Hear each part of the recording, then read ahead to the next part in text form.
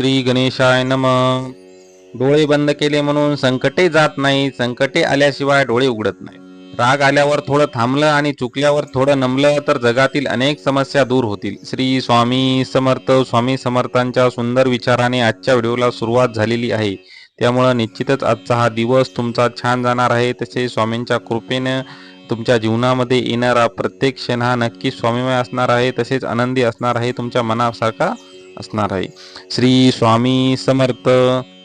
स्वामींचे हे सुंदर विचार नक्कीच तुमच्या मनातील अनेक समस्यांचे निराकरण करण्याचे कार्य करणार आहेत. स्वामींचे हे विचार आपल्या मनाला नक्कीच शांतता देणार आहेत. आपल्या मनाला स्थिर करण्याचं कार्य करणार आहेत आणि आपल्या मनातील जे असंख्य वादळे आहेत त्यांना नक्कीच शांत करतील. स्वामींचे हे विचार आपल्या मनाला दिव्यता देण्याचं, आपल्या मनाला धन्यता वाटण्याचे कार्य करणार आहेत. स्वतःला शोधण्याचा आणि स्वतःची पूर्तता करण्यासाठी पुढे जाण्याची हीच एक योग्य वेळ आहे. आता स्वतःचे जीवन नव्याने जगण्यासाठी सज्ज व्हा. आपले प्रत्येक पाऊल आपल्याला एक नवीन दिशेकडे घेऊन जात असते. आपल्याला आपले आरोग्य सध्या चांगले नाही. आपल्या आयुष्यात पैशाची कमतरता भासत आहे. अनेक प्रसंगी दुःख पीडा पाहाव्या लागल्या आहेत. तुमच्या जीवनामध्ये अनेक दुःख आले आहेत, कारण की प्रत्येक दुःख, प्रत्येक धडा काहीतरी तुम्हाला शिकवून जात असतं. स्वामींची ही परीक्षा घेण्याची वेळ आहे. त्यामुळं ह्या कठीण प्रसंगामधनं तुम्हाला पुढे जायचं आहे. कधी कधी असं वाटतं की जणू काळही आपल्यावरती रागवलेला आहे. पण आता निराश होण्याची वेळ नाही. आता कोणीही तुमचे नुकसान करू शकणार नाही. तुमचे जीवन बदलण्यास वेळ लागणार नाही. समस्या आपोआप दूर जातील. तुमचे शत्रू पराभव स्वीकारतील आणि तुमचं नाव दूर दूरपर्यंत पोहोचेल. लवकरच तुम्ही आर्थिक अडचणीतनं मुक्त व्हाल. तुमचं आयुष्य समृद्ध होईल. तुमच्यावरती ज्या लोकांची वाईट नजर असते त्यांची नजर आता खाली येण्याचं कार्य स्वामींची ही शक्ती करणार आहे. तुमच्यावरती जे तुम्हाला घालून पालून बोलतात त्यांच्यावरती आत्ता नक्कीच जरब बसणार आहे. तुमच्यावरती जे वाईट विचार करतात, तुमच्याविषयी वाईट बोलतात, त्यांचे तोंड आता नक्कीच बंद होणार आहे. तुमच्या जीवनामध्ये एक आशेचा किरण आता निर्माण होणार आहे. तुमच्या जीवनामध्ये जे तुम्ही सहन केले आहे त्या सहनशक्तीची वेळ आता संपलेली आहे. त्यामुळं स्वामींचे हे विचार तुम्ही ऐकले आहेत. स्वामी आता तुमच्यावरती नक्कीच प्रसन्न होणार आहेत. तुम्ही जर स्वामी समर्थावरती श्रद्धा ठेवत असाल, स्वामींचे हे विचार ऐकत असाल, स्वामींचे असीम भक्त असाल तर स्वामी समर्थ माझी आई या यूट्यूब चॅनलला नक्कीच सबस्क्राईब करा. तसे स्वामी आई मी तुझे बाळ आहे हे लिहायला विसरू नका. कुणालाही जे मिळत असतं ते प्रत्येकाच्या कर्मानुसार मिळत असतं. त्यामुळं कुणालाही त्याच्या कर्मापेक्षा जास्त आणि त्याच्या नशिबापेक्षा जास्त मिळत नाही. त्यामुळे आपले कर्म सुधारण्याचा प्रयत्न करा. आपल्या कर्मावरती विश्वास ठेवा. आपले आचरण असले पाहिजे की आपल्यामुळं कोणालाही त्रास होता कामा नाही. आपल्यामुळं कोणाच्याही डोळ्यामध्ये अश्रू येता कामा नाही. कारण की जर तुमच्यामुळे एखाद्याच्या डोळ्यामध्ये अश्रू येत असतील तर त्या अश्रूंचा हिशोब परमेश्वर आज न उद्या तुमच्याकडनं नक्कीच घेणार आहे. त्यामुळं तुम्ही आपल्यामुळं कुणालाही त्रास होणार नाही या गोष्टीकडं गांभीर्याने लक्ष द्या. मनुष्याला अहंकार नसावा, फक्त समाधान असावे.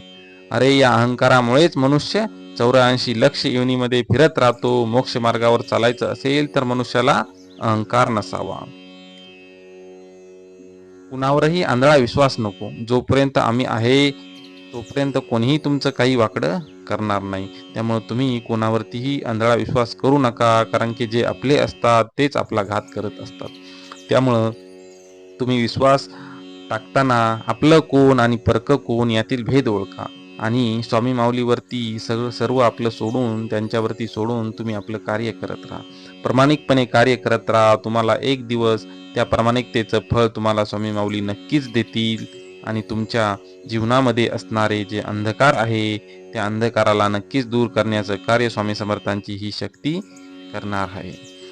स्वामी समर्थांच्या ह्या विचाराशी जर तुम्ही सहमत असाल तर स्वामी समर्थ माझी आई या यूट्यूब चॅनलला नक्कीच एकदा लाईक करा. बेल आयकॉनला नक्कीच क्लिक करा. अरे शिष्याने गुरुशी एकनिष्ठ असावं. कितीही संकट आली तरी गुरुची कास सोडू नये. संकटे पूर्व कर्मामुळे येतात. गुरु कृपेमुळे संकटाला सामोरे जायची शक्ती मिळते. त्या संकटातून लवकरच सुटका सुद्धा गुरु कृपेमुळे होत असते. गुरु माऊली ही आपल्याला वाईट विचार कधीच सांगत नाही. ते आपल्या भक्ताची नवेचे आशे किरण होण्यासाठी, भक्ताला सुधारण्यासाठी, भक्ताचे जे जीवन सुधारण्यासाठी नक्कीच प्रयत्नशील असतात. त्यामुळं जीवनामध्ये गुरु असणं हे अत्यंत महत्त्वाचं मानलं जातं. शरीरापेक्षा मन श्रेष्ठ आहे, मनापेक्षा बुद्धी श्रेष्ठ आहे, पण त्या बुद्धीपेक्षा सुद्धा आत्मा हा श्रेष्ठ आहे. त्यामुळे आत्मा हा ईश्वराचा अंश आहे.